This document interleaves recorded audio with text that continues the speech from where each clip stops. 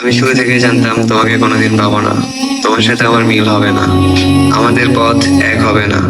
সবই জানতাম, তারপরেও প্রতিদিন যে তোমার পেছনে ঘুরে বেড়াতাম, তোমার একটুখানি কথা, একটু হাসি, একটু যত্ন, এসবের মধ্যে আমি হারিয়ে যেতাম। মানুষ ভাবে আমি তোমার প্রেমে পড়েছি, কিন্তু না, প্রেমে পড়লে ভুলে যাওয়া সহজ হতো। আমি তো তোমার প্রেমে পড়িনি, তোমার মায়ে পড়েছিলাম। তোমার সেই নরম ব্যবহার, হালকা রাগ, অযথা হাসি, আর হৃদয়ের ভেতরে লুকানো যত্ন, এই সব কিছু মিলে তুমি ছিলে এক অদ্ভুত মায়ার বাঁধন। তোমাকে পাবো না এটা জানার পরেও কেন যেন তোমার জন্য অপেক্ষা করতাম।